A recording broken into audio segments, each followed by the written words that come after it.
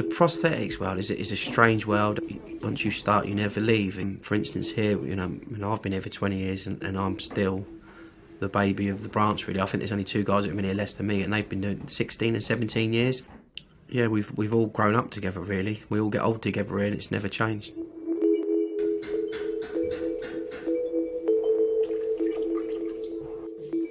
You will find a lot of patients that come here very down in the dumps. Hospitals aren't always the best places to be around. However, you do find in our department, in prosthetics, someone will come in with their chin on their chest, and once they see what's available and what they can do, and they find a lot of that out in the fitting rooms.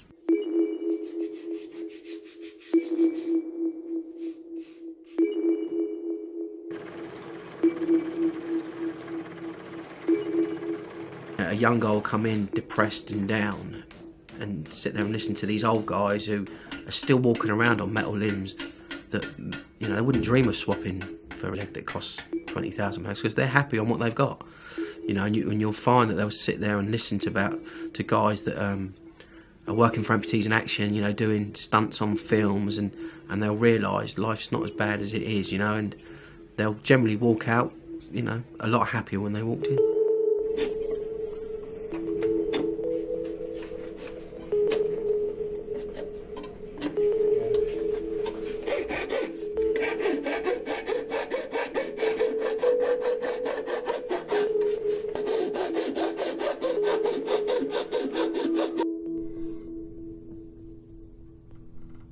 The thing is, with modern technology, it's going to cost a lot of money.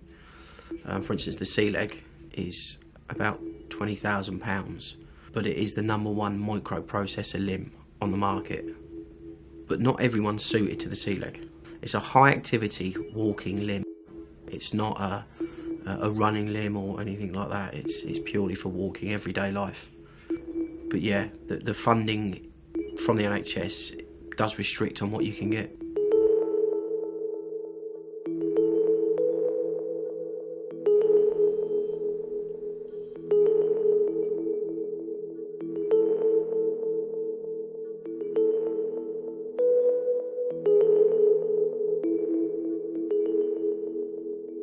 My accident happened 1974. I was 4 years old. I was messing around on a railway line, somewhere I shouldn't have been, obviously, and I touched the live rail trying to cross the track, and I got electrocuted.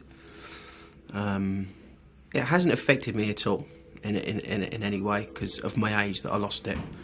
I think to lose it as a youngster is much better. However, back then prosthetics were like dinosaurs, they were heavy, aluminium and leather and wood. So it would have affected me now because it would have disabled me, but because of technology nowadays, I don't have any effect. I don't wish I had two legs, and I don't miss it. So we get a lot of satisfaction out of seeing the kids come in. And the problem with the kids is not the kids, it's the parents. They're the ones that are really jumpy about what their kids are going to cope and how they're going to get on in life. But generally, a kid will put the leg on and just run up the corridor and they disappear.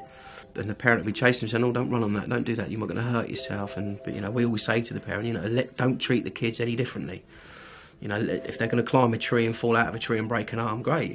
They've got to be able to do what their friends, and buddies are going to do. We can provide any limb that can do anything. It's whether the person is up to that.